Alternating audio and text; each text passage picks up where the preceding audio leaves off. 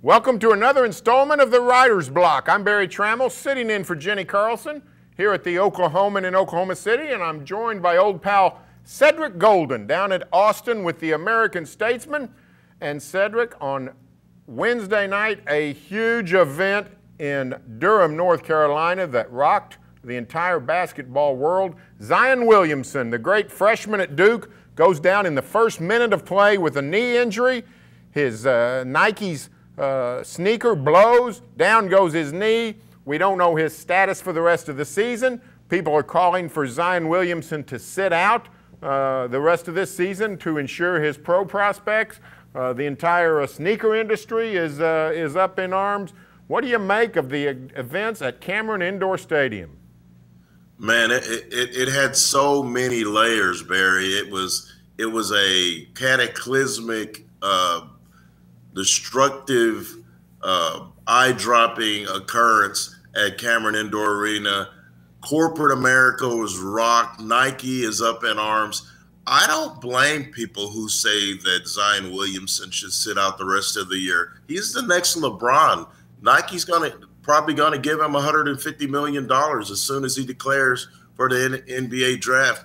And now you're looking at one of their prized bulls, and his shoe blows up, and now I'm sure Reebok and Adidas and New Balance and Puma are all going, how do we take advantage? There's a little crack in the armor. Can we get after the monolith that's Nike?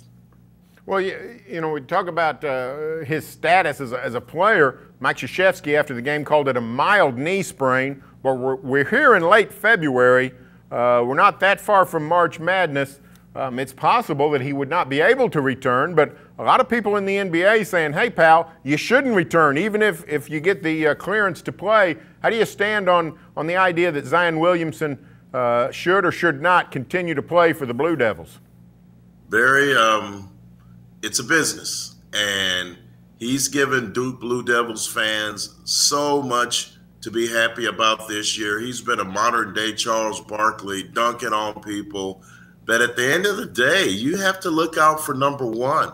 You are going to make a lot of money playing NBA basketball, and very soon. So if I'm looking after myself, I'm going to say that I'm going to sit out the rest of the season. I'm going to miss the tournament. I'm going to shake Coach K's hand and say, thanks for bringing me in.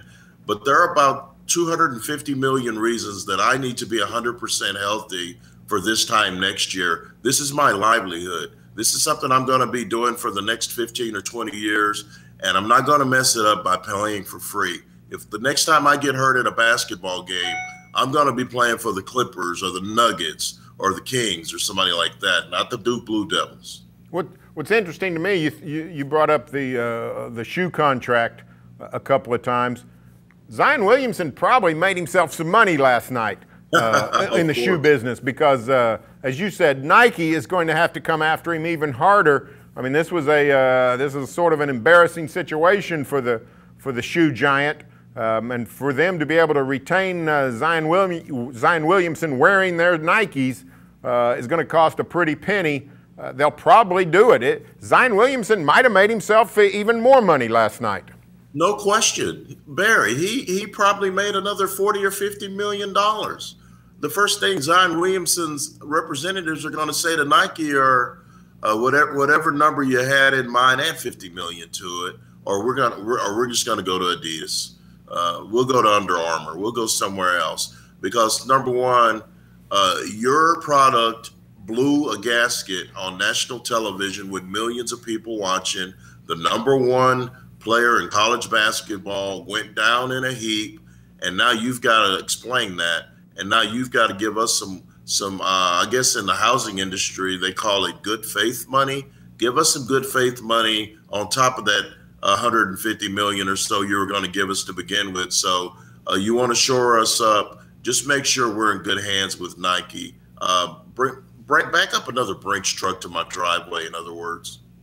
Well, it sure is an interesting development in college basketball and in the corporate world. In keeping sort of with the corporate world, let's go to our Say What segment. And in recent days, The NFL and Collin Kaepernick have reached an agreement to settle Kaepernick's lawsuit of collusion by the NFL to keep him from playing pro football. What do you make of this agreement, Cedric, with Kaepernick and the NFL? What does it mean going forward? Well, first of all, it means that Colin Kaepernick had the NFL dead to rights, because the NFL doesn't lose in court, Barry. Tom Brady couldn't beat the NFL, and we know he's the GOAT. So I think that what it means is they didn't want their dirty laundry aired in like an arbitration type of setting. Kaepernick knows where the bodies are buried, so does Eric Reed. So they wanted to make sure and ensure that they would never speak of this publicly. So here's X amount of dollars or what have you to ensure that you stay silent. Does it mean that Colin Kaepernick plays in the NFL again? I don't think so, Barry. I think his playing days are over.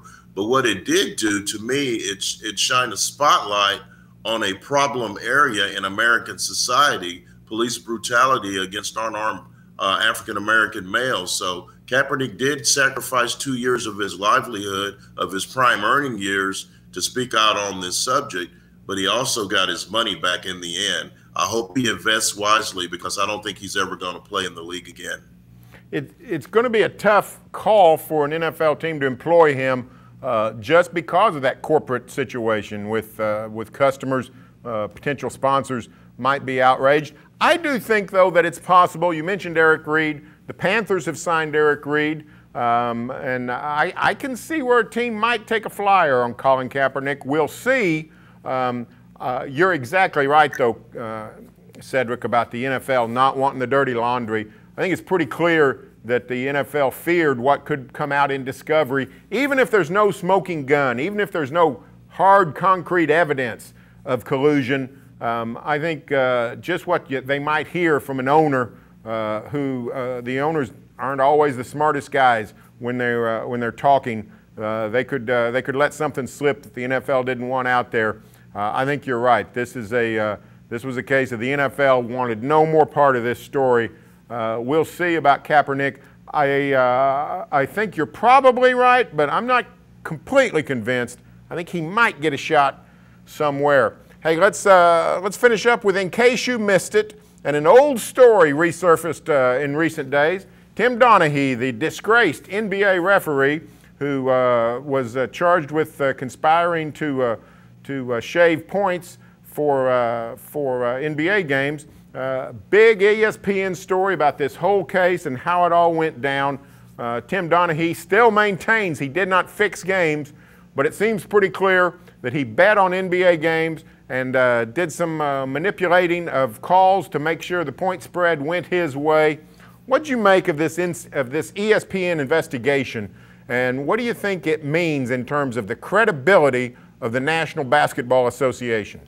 Well, first of all, Tim Donaghy is a liar, because if you're a referee and you have the whistle, you control the flow. And if you're betting on games that you're officiating, then you're fixing games. You're doing what you need to do to get paid. That ESPN magazine report was riveting, Barry. It was amazing. It was like an episode of Goodfellas. I just thought it was some of the best work they've done in quite a long time. I think the fact that the New York Post got a hold of the story and ran it before the feds could mic up Donaghy and expose some other refs probably saved this league, Barry, because imagine if 5 or 6 high-profile refs were caught shaving points. Imagine the avalanche effect that would have had on David Stern and his precious league.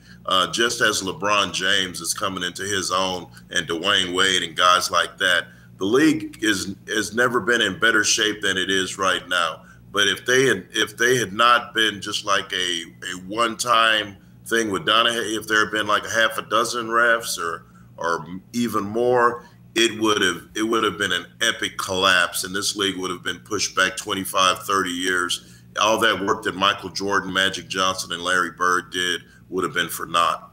Well, when you look at this whole story, the one thing I got out of the ESPN piece is just how many lowlifes, how many shadowy figures, some of them with ties to the organized crime, were involved with Tim Donaghy.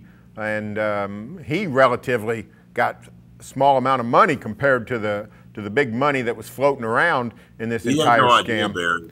He had no idea how much power he wielded with that whistle. He could have made millions upon millions of dollars. He's getting a couple of grand.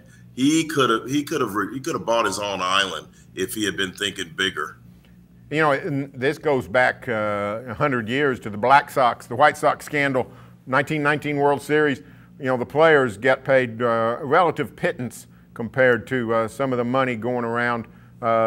We go 90 years without another major scandal in terms of betting on the professional sports level. Do you think this cut into the credibility of not just the NBA, but professional sports?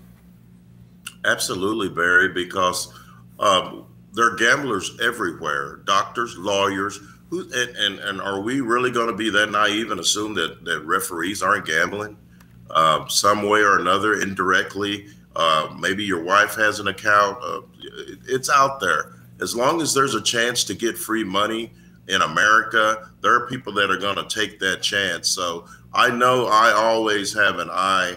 I always have a side-eye glance to some of these games when things start to happen that seem out of the ordinary. The cynic in me, Barry, always goes, I wonder if the fix is in. I just always have that radar about me. So nothing surprises me anymore. Donaghy didn't surprise me. And what it probably did, Barry, is it probably put a lot of these refs on alert. And if any of them were involved in some nefarious activities, they cleaned it up. But you can't tell me there's a 100% citizenship rate in any professional sport. As long as there are people with financial problems, there's going to be someone that's willing to cut some corners.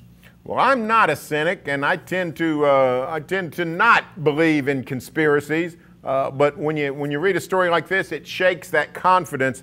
To me, the NBA, there's a couple things I assume they have done, I hope they are doing, and can continue to do. One is make it more financially viable for an NBA ref to keep his job. These guys are paid well. I think the average NBA referee salary, I believe, is $200,000.